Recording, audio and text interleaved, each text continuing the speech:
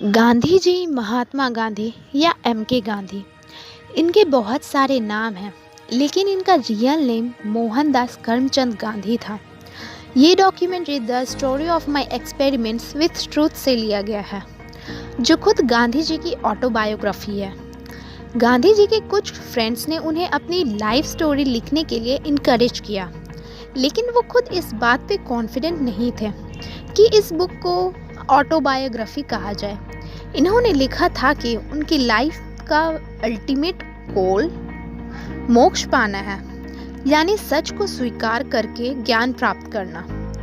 उन्होंने ये भी लिखा था कि उन्हें पसंद नहीं था कि उन्हें लोग महात्मा बुलाएं, लेकिन जो लोग उनकी रिस्पेक्ट करते थे उन्होंने उनका नाम रखा था, क्योंकि गांधी जी का मानना था कि बाकियों की तरह उनकी भी कुछ लिमिटेशंस हैं, उनसे भी लाइफ में कई मिस्टेक्स हुई हैं। बहरहाल जो भी हो, आज आपको इस वीडियो से बहुत कुछ जानने को मिलेगा जो शायद आज तक आपको पता नहीं हो। हेलो फ्रेंड्स, अस्सलाम वालेकुम। मेरा नाम है Khushinaz and welcome back to my channel MSK info. Gandhi ji का जन्म पोरबंदर में 2 अक्टूबर 1869 को हुआ था। इनके फादर और ग्रैंडफादर पोरबंदर में दीवान थे। गांधी जी अपने माँ पापा के सबसे छोटे बेटे थे। जब गांधी जी 7 साल के थे, उनके फादर राजस्थान कोर्ट में मेंबर बने, इसीलिए उनके फैमिली को पोरबंदर छोड़कर राजकोट आना पड़ा और वहीं पर उन्होंने हाई स्कूल की पढ़ाई की। वहाँ वो बहुत शर्मीले स्टूडेंट हुआ करते थे, किसी से ज़्यादा बातचीत नहीं करते थे और हमेशा बुक में ही डूबे रहते थे। गांधी जी की चाइल्ड मैरिज हुई थी। उनकी शादी उनके बाकी के कजिन्स के साथ तय हुई थी। उस वक्त ये महज 13 साल के थे। गांधी जी लिखते हैं कि मेरे फादर और अंकल बूढ़े हो चुके थे। उन्हें लगता था कि बच्चों की शादी इस उम्र में करवाकर वो अपनी रिस्पॉन्सिबिलिटी से छुटकारा पा लेंगे। उस समय मुझे अच्छे कपड़े, शादी की धूमधाम, ढोल की आवाज़ और खूब सारे टेस्टी खाना, सिर्फ यही समझ आता था। शादी का मतलब क्या होता है मुझे मालूम नहीं था। गांधी जी 16 साल के थे जब उनके फादर की डेथ हो गई। 1887 में इन्होंने मैट्रिक पास किया। फिर कुछ टाइम के लिए इन्होंने श्यामलाल दास कॉलेज भावनगर में पढ़ा। फिर वो इंग्लैंड चले गए। इंग्लैंड आने के कुछ सालों तक ये पूरे इंग्लिश जेंटलमैन की तरह रहे। फिर उन्होंने वेजिटेरियन सोसाइटी ज्वाइन कर ली और एग्जीक्यूटिव कमेटी में इलेक्ट हो गया। फिर 10 जून 1891 में इन्होंने बार में एक्सेप्ट कर लिया गया। इंडिया में इनकी लॉ प्रैक्टिस कुछ खास नहीं चल रही थी। गांधी जी को सेठ अब्दुल करीम जवेरी का लेटर मिला। वो दादा अब्दुल्ला एंड कंपनी में पार्टनर थे और पोरबंदर में उनकी ऑफिस थी। उन्होंने गांधी जी को साउथ अफ्रीका जाकर काम करने का ऑफर दिया। इन्होंने खुशी खुशी हाँ कर दी और इस तरह ये समुद्र यात्रा करके अफ्रीका पहुंच गया। 1893 में साउथ अफ्रीका आकर उन्होंने देखा कि यहाँ इंडियंस के 2 ग्रुप हैं। एक तो मुस्लिम मजिस्ट्रेट जो खुद को अरब्स बोलते थे और सेकंड हिंदू और पारसी क्लर्क, और एक सबसे बड़ा ग्रुप उन लेबर्स का था जो नॉर्थ इंडिया, तेलुगु और तमिल से आए थे। इंग्लिश में इन्हें कूली बोलते थे। 1893 में गांधी जी विक्टोरिया जा रहे थे। गांधी जी सांवले थे, इसीलिए उनको रंग भेद का सामना करना पड़ा। उन्होंने सोचा कि इस रीजनल डिस्क्रिमिनेशन के बारे में पता लगाऊंगा और इस प्रॉब्लम को हमेशा के लिए दूर करने के बारे में सोचूंगा। गांधी जी साउथ अफ्रीका के इंडियंस से काफी घुल मिल गए थे। इन्होंने कई बार मीटिंग्स भी रखी थी। उसके बाद पोएम बार शुरू हो गई। गांधी जी और जो साउथ अफ्रीका में इंडियंस रहते थे, सबने मिलकर 1100 की टीम बनाई और ब्रिटिश घायलों को ट्रीटमेंट देते थे। बोयरबाग सर्विस के बाद गांधी जी वापस इंडिया आ गए। फिर इन्होंने चंपारण सत्याग्रह, जो कि 19 अप्रैल 1917 को शुरू हुआ था, आज इस प्रोटेस्ट को 100 साल से भी ऊपर हो गया है। चंपारण बिहार राज्य का एक जिला है और इस जिले के किसानों की मदद करने के लिए ये प्रोटेस्ट शुरू किया गया था। इस जिले के किसानों से जबरदस्ती नील की खेती कराई जाती है।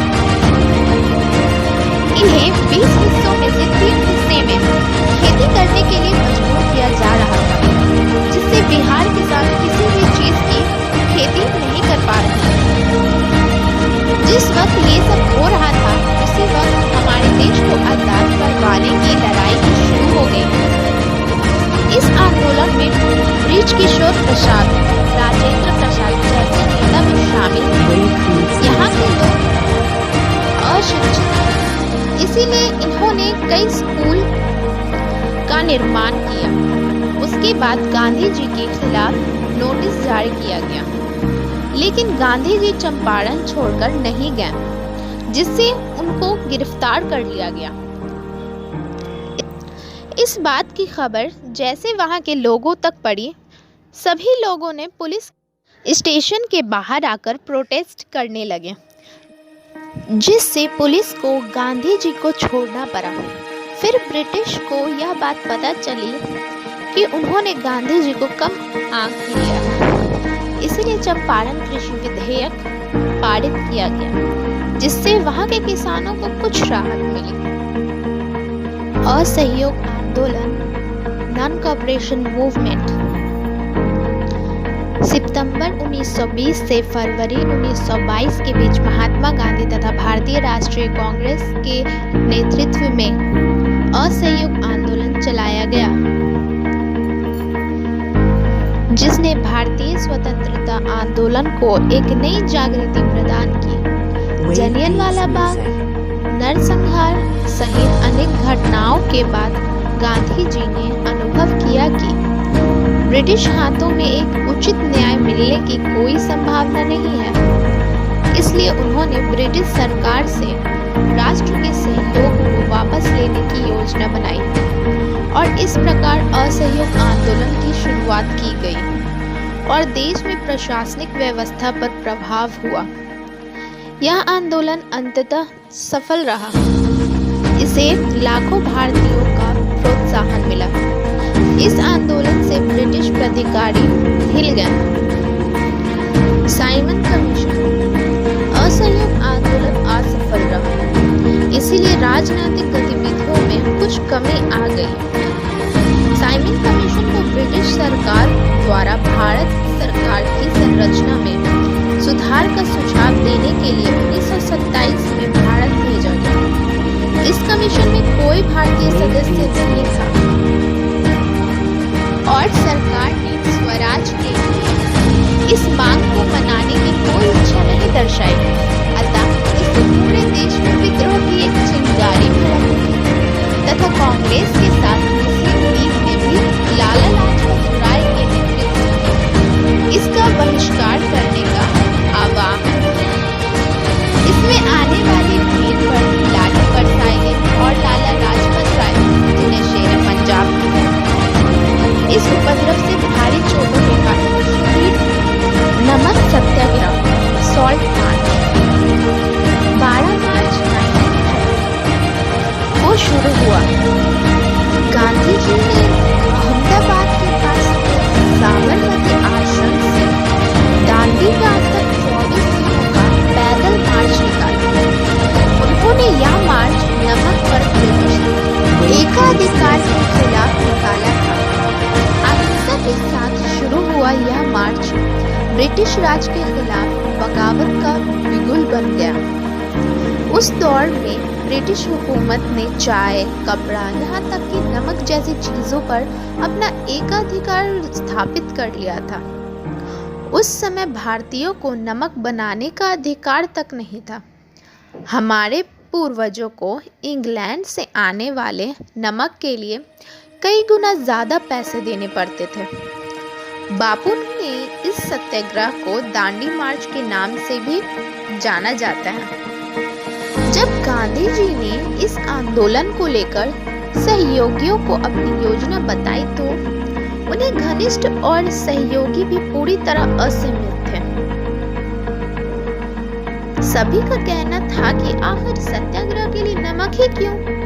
कई नेताओं का मानना था कि नमक कर का मुद्दा उतना महत्वपूर्ण नहीं है और इसकी वजह से अधिक महत्वपूर्ण मुद्दों जैसे पूर्ण स्वराज से लोगों का ध्यान भटक जाएगा। लेकिन आशंकाएं तब समाप्त हो गई जब आम लोगों द्वारा जगह जगह दांडी मार्च का स्वागत किया गया। नमक गांधी जी के लिए बड़ा प्रतीक सिद्ध हुआ, चूँकि नमक मानव के भोजन का महत्वपूर्ण और आधारभूत हिस्सा है। अतः नमक कर के मुद्दे को उठाकर गांधी जी ने हुकूमत की निर्दयता को उजागर कर दिया था।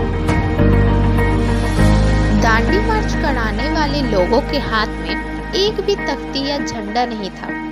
यह मार्च लोगों को जागरूक करने का एक सशक्त माध्यम बना। गांधी जी की इस यात्रा को प्रेस का भी बड़ा कवरेज मिला, जिसने पूरे देश में आज़ादी की लहर उठा दी। इस सत्याग्रह ने अंग्रेजी सरकार को हिला कर रख दिया था और दुनिया में उत्सुकता जगा दी थी। गांधी जी के बाद पूरे देश में लोगों ने नमक बनाना शुरू कर दिया। इस दौरान गांधी जी की गिरफ्तारी ने लोगों को सड़कों पर उतरने को मजबूर कर दिया। इसके बाद आने वाले महीनों में जमकर गिरफ्तारी की गई।